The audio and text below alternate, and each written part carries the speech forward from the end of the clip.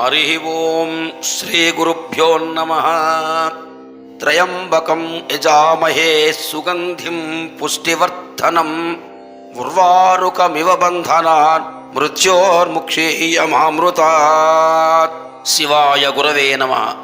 శివపురాణం 19వ రోజుకు స్వాగతం. ఆహుకుని కథ.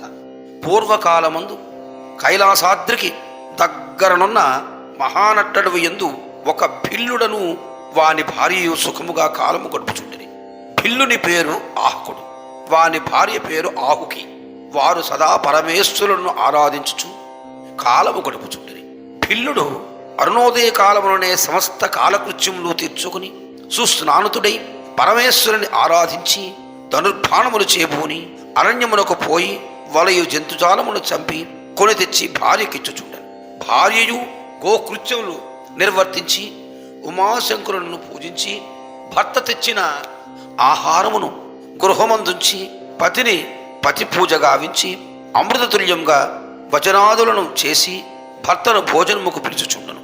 ఆహుకుడు స్నానతుడై ఈశ్వరారాధన కావించి ఇంటికే తెచ్చిన అతిథులను పూజించి మిగిలిన పదార్థములను భార్యాసహతుడై భుజించి కాలము గడుపుచుండెను. ఇట్లు పరమ భక్తితో సుఖముగా జీవించుచున్న పిల్ల దంపతులకు గౌరీ శంకరులు చూచి తమలో తాము ఇట్లనుకునిది. కాత్యాయని, యతీశ్వరుని రూపమును నేను ఆహుకుని గుహమునకు పోయి వానికి గల శివభక్తిని పరీక్షింపదలచితిని. నీవు వ్యాఘ్రాకృతితో జనుదించి ఆహకుని చంపబూనుము అని పలికి శంకరుడొక యతి రూపమును దాల్చి భాస్కర పరాద్రి కేగమున్నే ఆహకుని గృహమునకు జనను. భిల్లుడు గృహము వచ్చిన అతిథిని తేనె ఫలములలోగునగు అటవీ పదార్థములతో సంతృప్తి పరచి పిమ్మట దంపతులు భుజించిరి. అంత వృద్ధ సన్యాసి భిల్లునితో పోయి, ఆహుక, ఇది కారడవి. మీ ఇద్దరు ఇండ్లు వాకిండ్లు గాని పల్లె పట్టణములు గాని ఉన్నట్లు నాకు కనిపించట్లేదు. నీ ఇల్లు మికిలి సంకుచితము. ఇచ్చట మూడవ మనుష్యుడు నిల్చుటకు స్థలము లేదు. నేనెచ్చటకు పోగలను? సూర్యుడు అపరాత్రికి ఏగను, చీకటి అయినది. బోవుమున్న కరార మృగములు సంచరించు ఆపై ఉన్నవి అని పలికెను. భిల్లుని భార్య ఆ మాటలు విని పతినుద్దేశించి, ఆర్య, ఈ వృద్ధ సన్యాసి చీకటంబడి గృహము వీడిపోలేడు. వారును మీరును ఇంట పరుండమని నేను విల్లంబులు అందుకుని గృహాంతరమున కావలిగా పడుకుందును అని పలకగా భిల్లుండి అంగీకరించి అట్లే చేశాను. అంతటా అర్ధరాత్రి సమయమైను ఒక పెద్ద పులి యొకర్తు భయంకరముగా నార్పుతో బయలుదేరి ఆహుకునికిపై పడి పడబోయెను. భిల్లుడు బాణములను ప్రయోగించినను వ్యర్థమై వ్యాఘ్రము మీదికి వచ్చెను.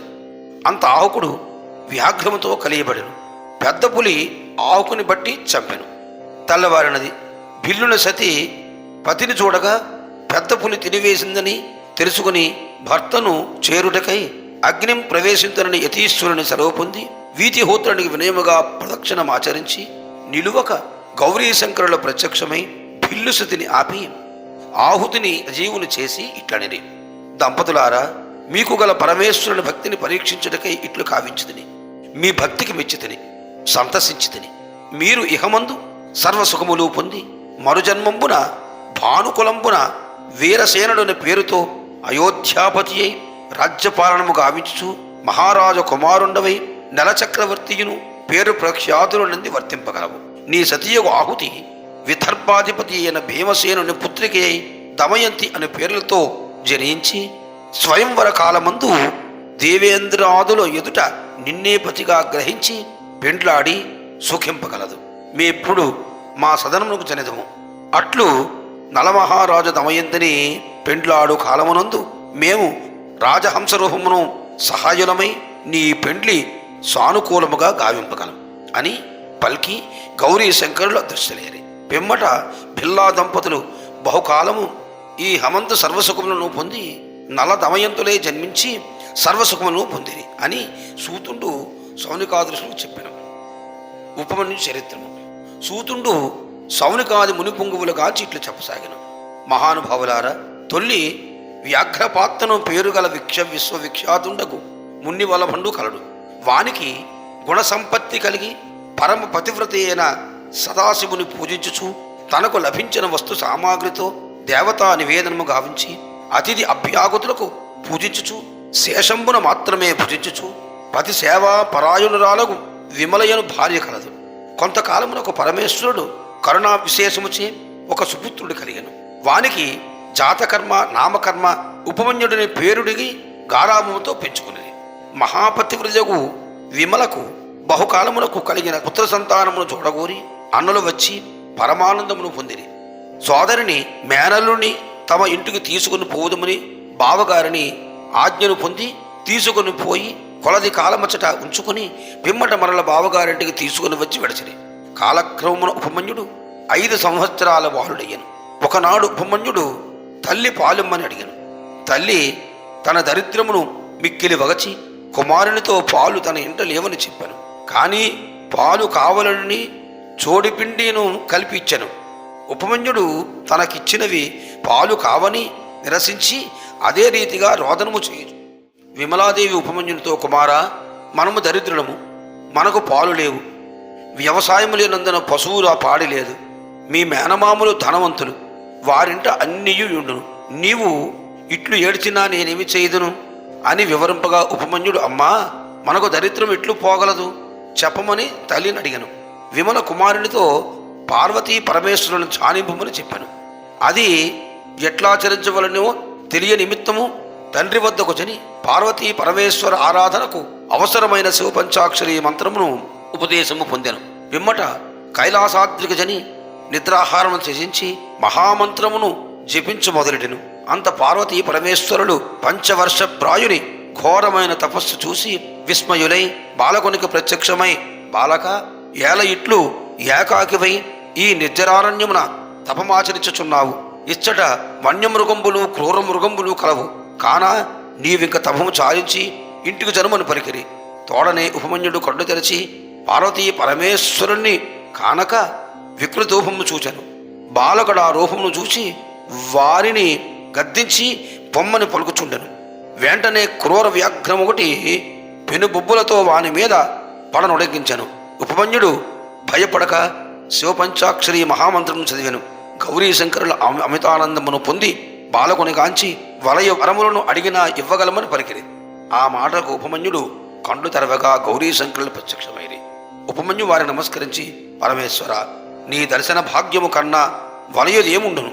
నేను మీ భక్తుండనేని నా ఇంట పూజలను అందుకుచు లింగాకృతిగా ఉండి నేను సదా భోగములతే సుఖించినట్లు వరమొసంగుడు అని ప్రార్థించాను.